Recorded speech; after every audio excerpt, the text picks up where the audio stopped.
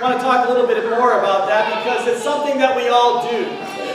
In some way, in some fashion, we're always multitasking, and especially now that we have all this wonderful technology. And if we go back to the cell phone, as I was talking with the children, if we adults, as we think about how we use the cell phone, there are so many things that we can do at the same time. Cell phones allow us not only to do our banking, we can be shopping, we can be communicating, we can be even looking for our life partner, all at the same time. Isn't that amazing? With one simple device.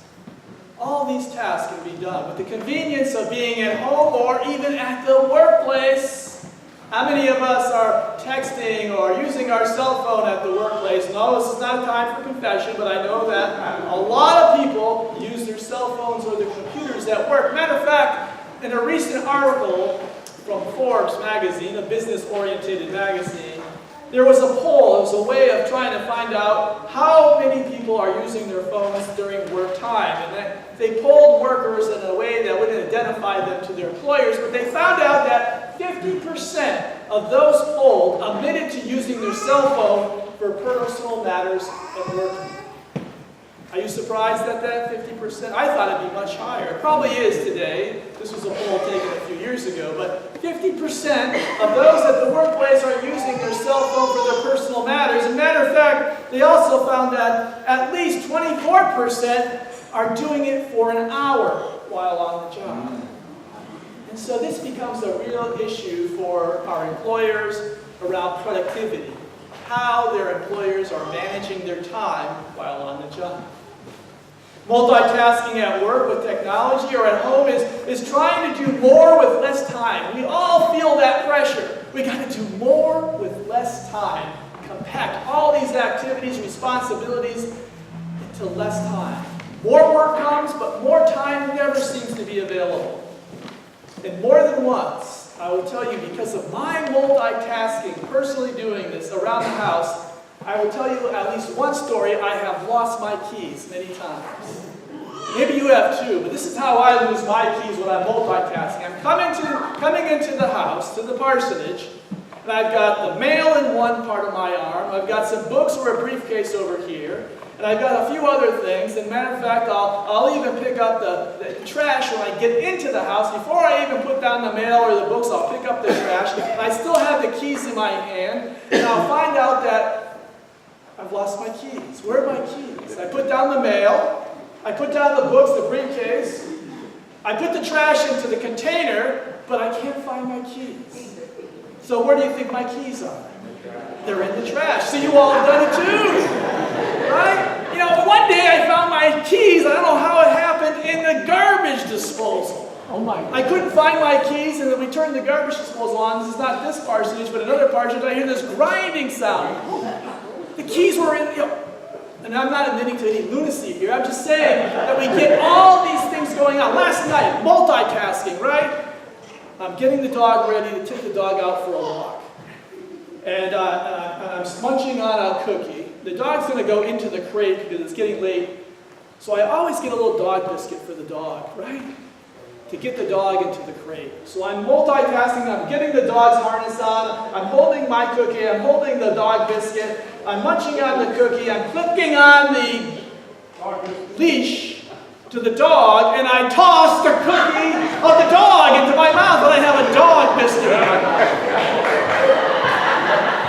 I said, this does not taste like a ginger snap.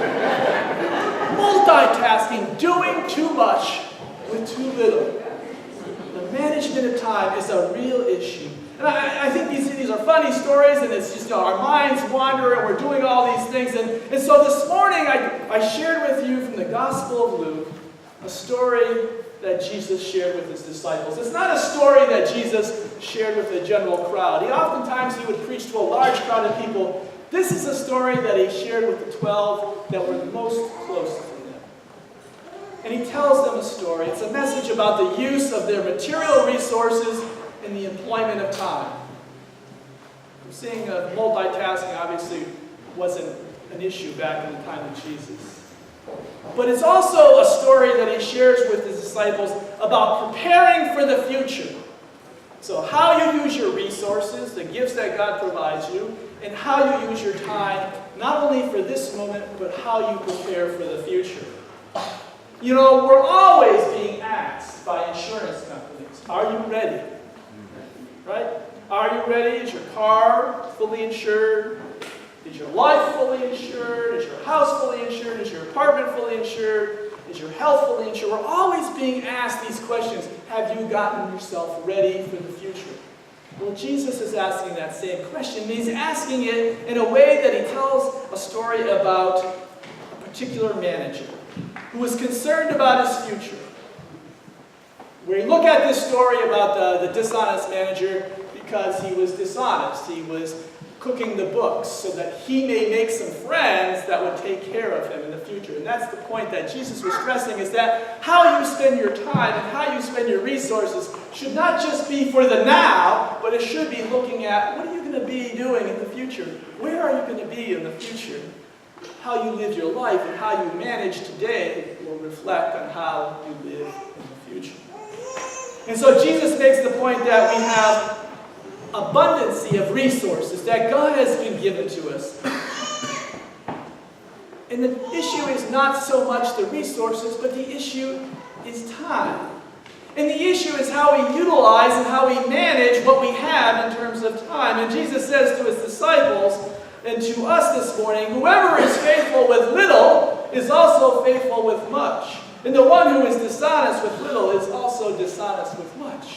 And so when we take our resources and we put them together with our time, we may have little time, we may have little resources, but how we manage them has a great impact not only on our lives, but in our future lives and the lives of others as well as their futures. We're so interrelated through resources and time that we must pay attention in how we manage both. Today in the news, we hear stories of how management gets corrupted.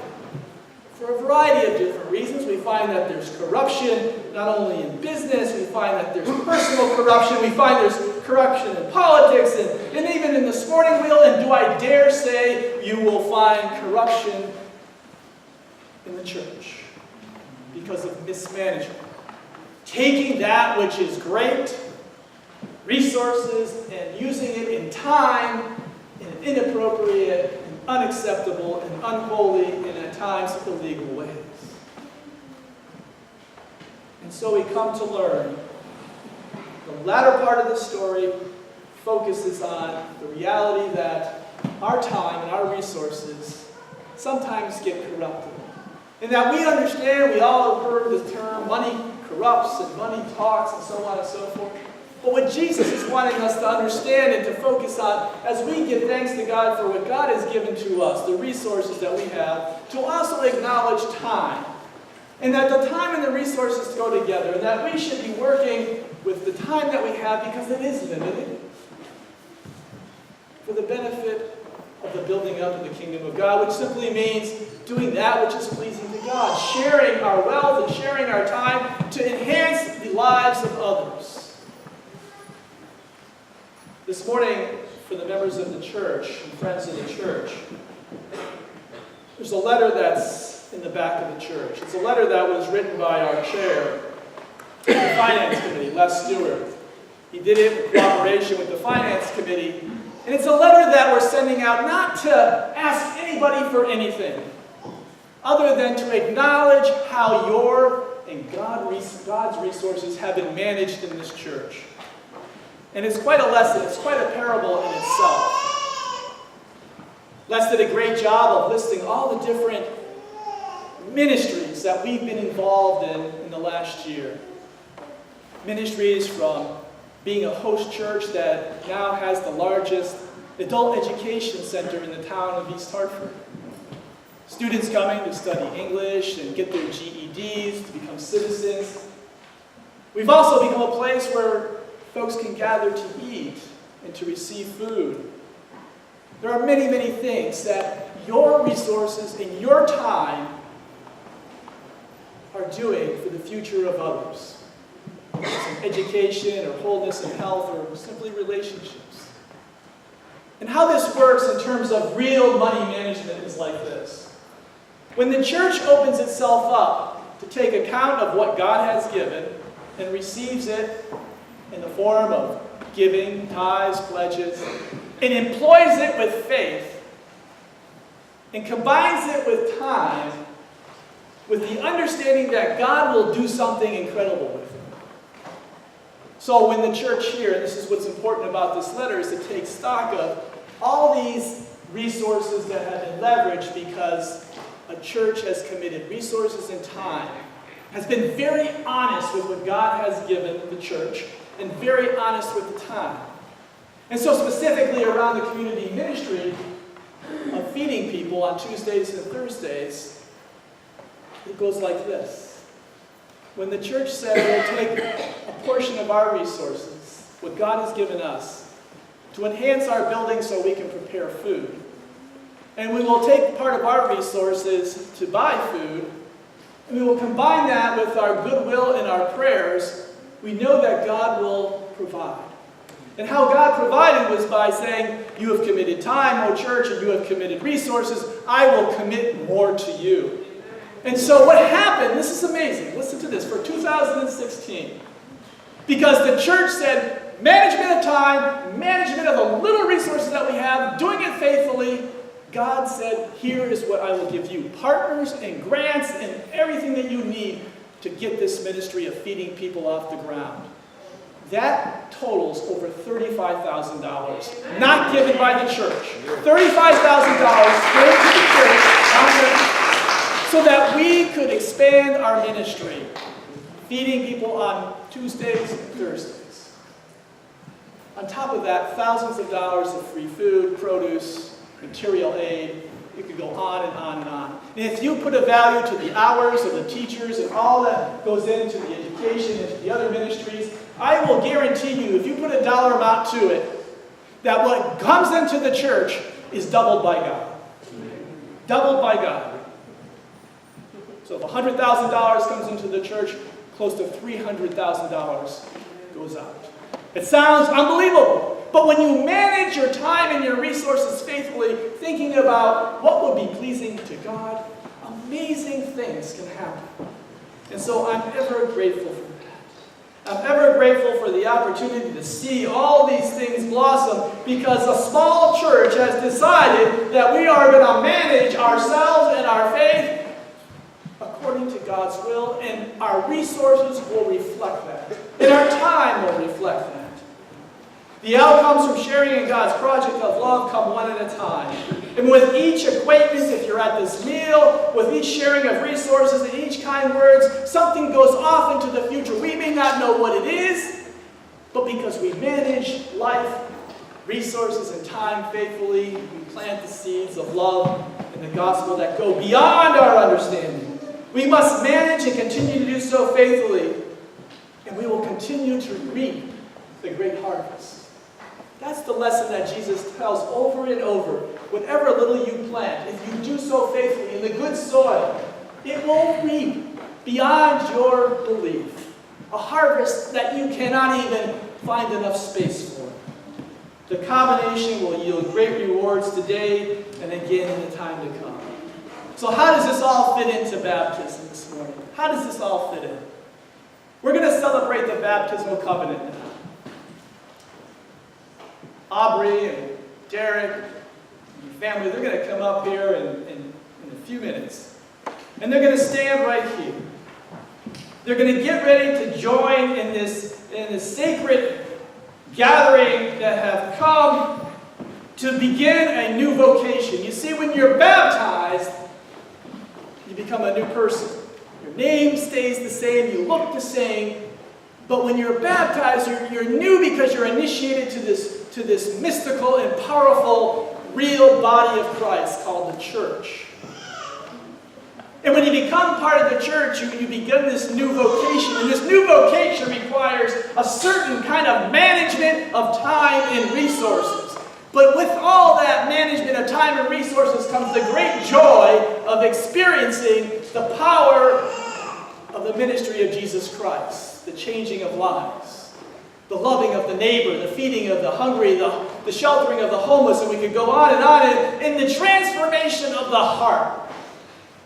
a new person who looks at life differently and smiles in the face of adversity and trials and tribulation, knowing that they're not going to go into it alone, that they walk with the church, they walk with brothers and sisters in Christ, and more importantly, they walk with Jesus. And so the vocation of joining the church through the act and sacrament of baptism is being done as a way of looking at the world differently, and the future differently, and the managing of resources and time. You see, Aubrey was going to face challenges and technological advances that we can't imagine.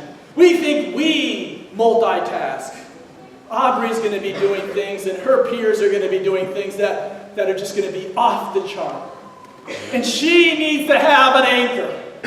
She needs to have something that literally grounds her to the reality of life, because no matter how technology changes, there is going to still be disappointment. There's still going to be pain and suffering. There's going to be great joy, and there's going to be reason for thanksgiving and celebration. And Aubrey needs to have a place to go and do all that and be strengthened. She needs to go have a place where she can go and ask questions about, how does God fit into all this that's changing in my world? How do I manage my time and my resources?